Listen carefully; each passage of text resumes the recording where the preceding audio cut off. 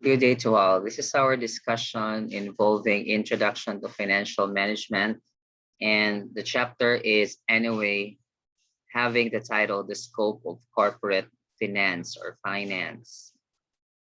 To begin, we have first stop as corporate finance in modern business.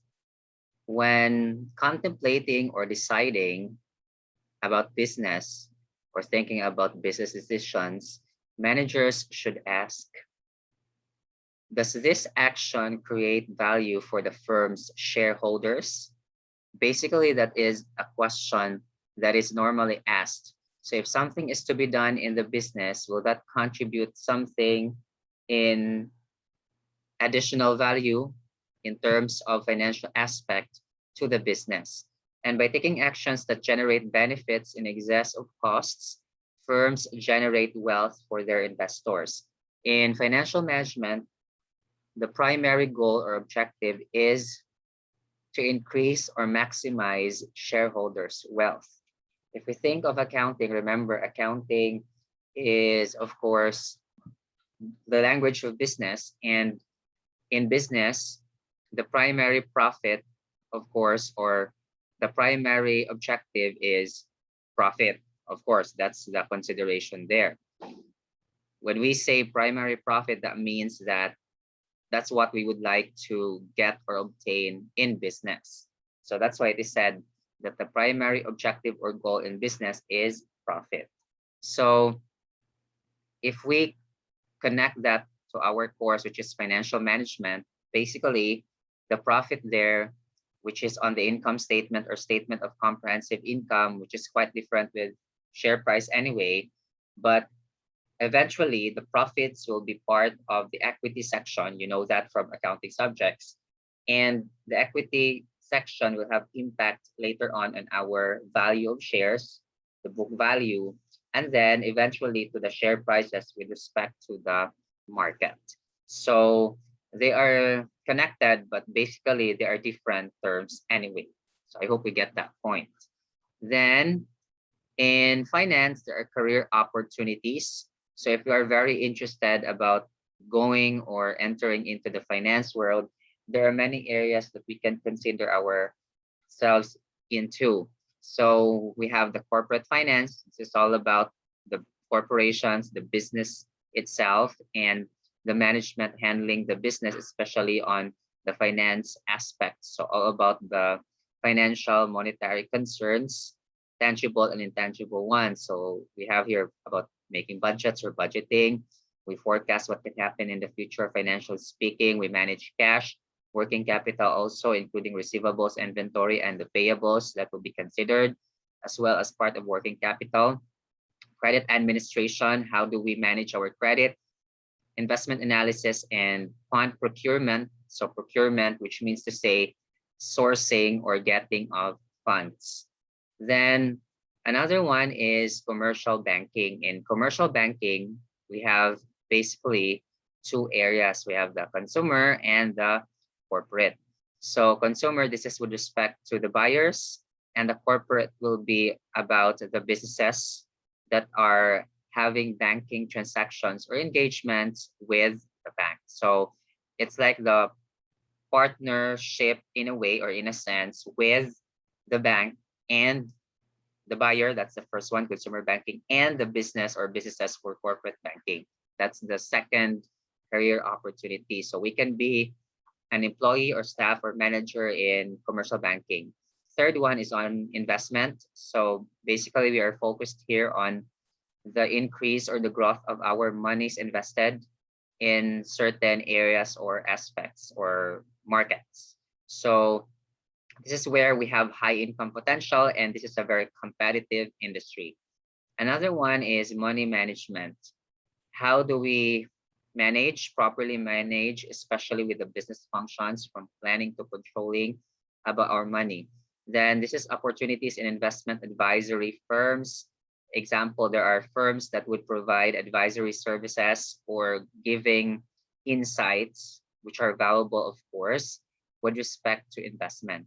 Then there are also the so-called mutual fund companies we are in. We invest or place our monies there, and the fund managers would be the ones to properly manage or handle the funds or monies invested. Then pension funds for those who are already retired. So their funds, of course, are to be obtained, but prior to that, it's possible that the pension sums which are set aside for the meantime will also be placed on certain markets or investment vehicles. Then in investment arms of financial departments, it's possible that also the corporations would be investing their monies elsewhere. So that's the normal thing for the monies to earn. And then consulting. In consulting, this is where the finance professionals would be giving their valuable advices and insights on certain business practices and strategies of corporate clients so that such would also help the company or business achieve its objective. So these are the 5 normal career opportunities in finance. Let us take note though that the list is not exclusive. So in other words, there are also other sources of career opportunities if we look with other sources online. As a suggestion, you may look also for other sources online. To continue, we have the next topic, which is about the corporate finance functions. So these are now the specific areas by which finance would be applicable to corporations.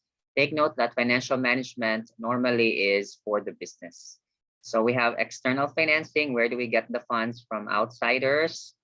Normally, again, we have debt or equity. So we issue bonds to get funds. We also borrow money from banks and other financial institutions. That's one thing for debt or equity or financial obligations. Another one is for equity, wherein we issue shares for certain investors or shareholders or stockholders.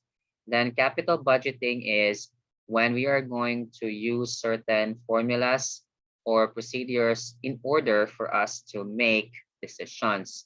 So it's either we would accept or reject a certain proposal. Financial management is, of course, what we are discussing, and especially our course wherein this is the management of financial or economic resources of the business in order to achieve the goals that would eventually increase or maximize shareholders' wealth. Then corporate governance, on another hand, is how the people at the top going to the bottom would be managing the business in order to achieve the overall corporate goals. And finally, allow me to minimize this one. Cannot see the content. So we have risk management. In risk management, we are going to find ways and means in order to decrease or lessen or minimize the impact of risks in or of the business. So these are the 5 corporate finance functions which are to be discussed exhaustively.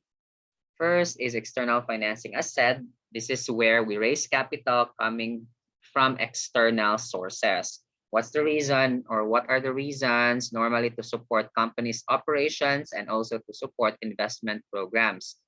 It's again either from the creditors in the form of debt or shareholders' equity.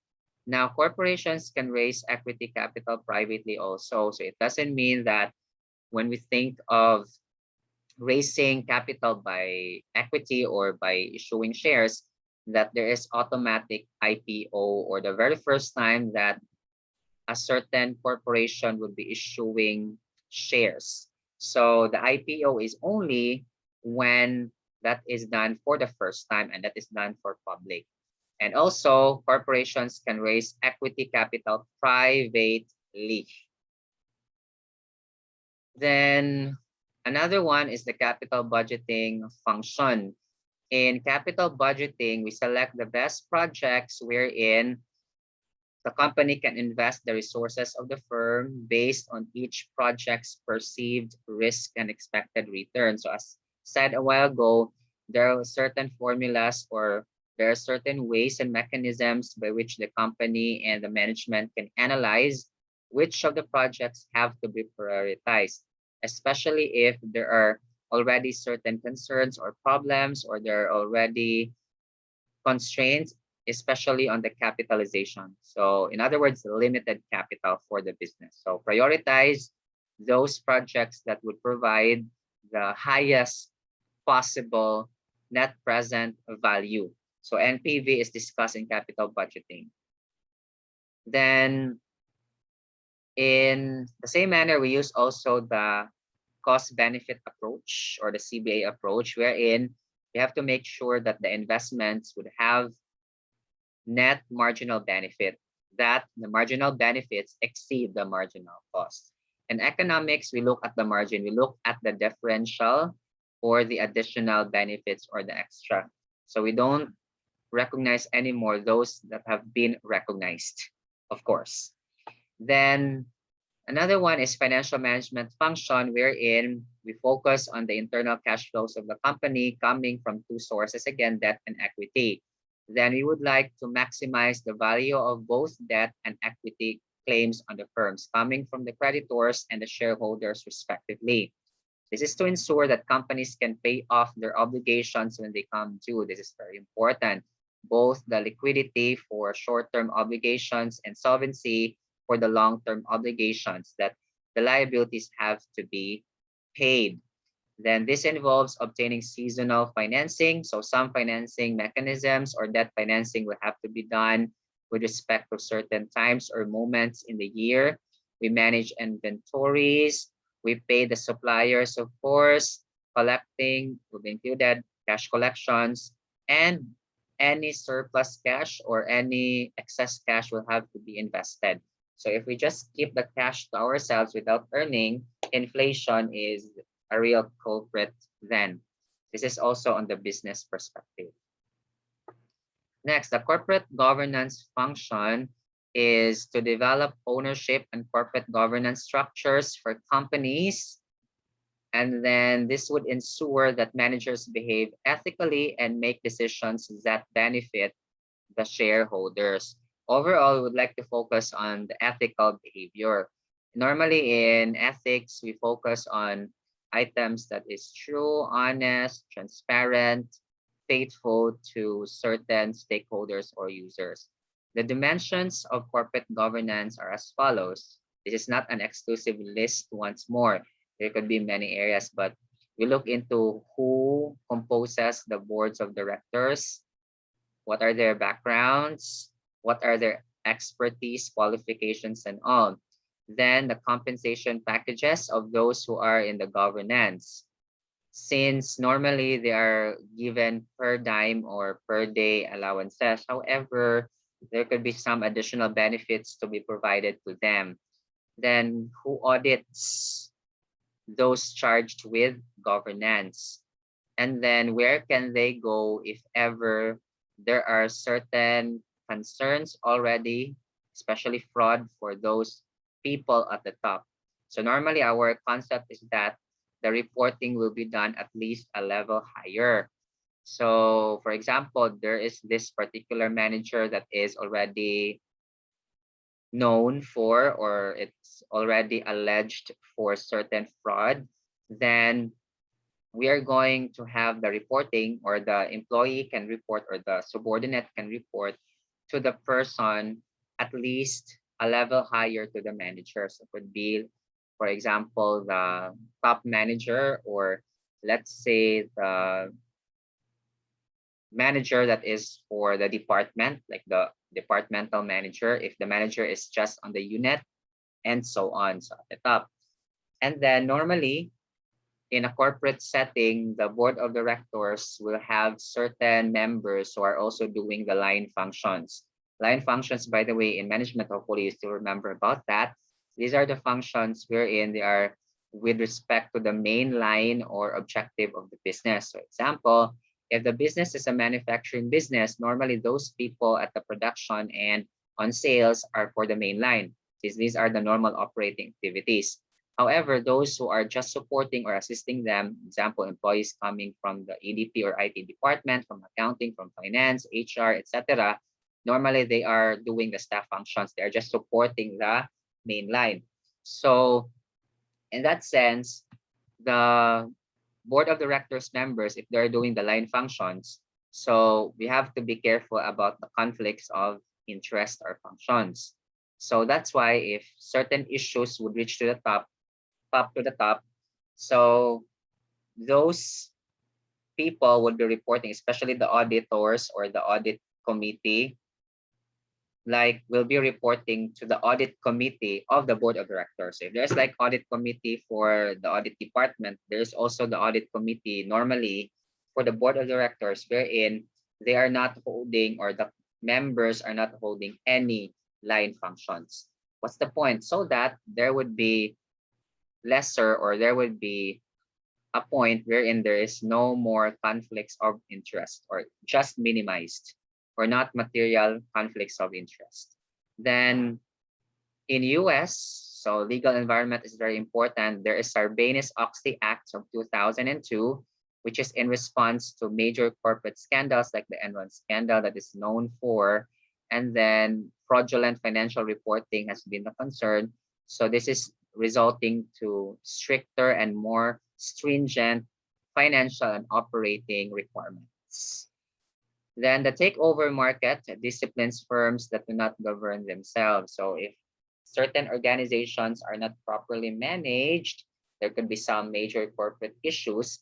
It's possible that certain firms would also take over, or would also be interested to acquire or obtain such and be the ones to manage. Next, the risk management function is, of course, to minimize risks, although not all risks can be eliminated, but some, if not all of the risks, or the majority, can be minimized or reduced to the lowest levels possible. So managing firms' exposures to all types of risks.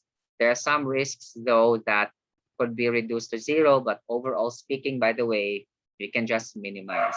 So example would be for loss caused by fire or flood, so the calamities, then remember we can insure such. But there are uninsurable ones, so of course that's part of the risk management. This is in order to maintain optimum risk-return trade-offs and thereby maximize shareholder value. Whether we like it or not, risk is there, but it is also because of that risk that the business would earn or would have returns.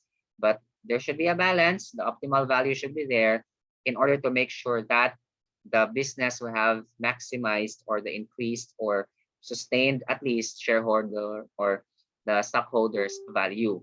Then we have the modern risk management, which focuses on adverse interest rate movement. So these are the factors that normally in the market but would have to be incorporated, most especially if the business is engaged with certain transactions that have such. So like the loans, especially for the payables, so there would be interest rate movements, even with investments involving the loans and the bonds.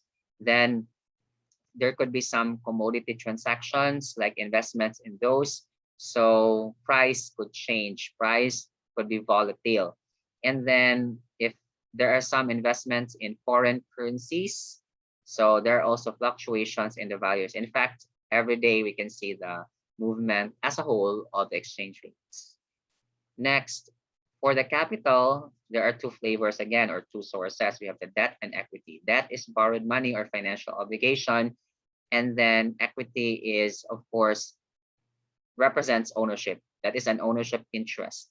And then going back for debt capital, which is borrowed money, there is an obligation to pay interest, normally at a specified annual rate. And then we have to pay the entire obligation as a whole, or it must be that if you're doing it in installments also, but at the end of the maturity date, everything should be equal to the face amount or full amount.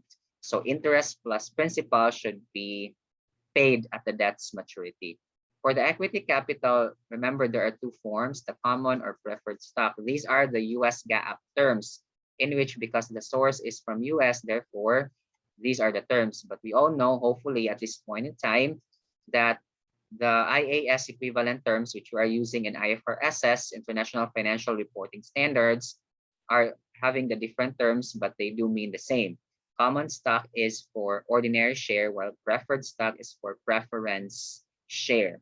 Then the difference of the two is that In the event that there's dividend, in the event that there's already liquidation or the company has stopped operating and then the liabilities are paid, all non-cash assets are to be sold, and then any excess cash will be returned to the shareholders. Preferred stockholders or shareholders, the preference shareholders are to be paid first, and then the ordinary shareholders or the common stockholders will be getting afterwards or after them. Please take note that preferred or preference denotes priority but not guarantee. Priority means that in case that something is to be given, like the dividends, which represent the return of profits, then they are to be given first. However, it's not an assurance that anytime they will be given. But normally, in the experience, if the company is profitable, then there is at least an annual dividend. But for some very profitable organizations, there's also quarterly dividend. Next, for another one or item is financial intermediation, in which this involves a financial intermediary. So there is like an institution that acts as a sort of broker or acts as an agent wherein it would get certain monies from people, and then that would in return lend or allow that to be borrowed by certain organizations, again businesses and certain borrowers or individuals. So this is the point of stating a while ago about commercial banking, which is one area, and career opportunity in finance. Or in fact, this is one example, commercial banks, like the institutions involved in commercial banking.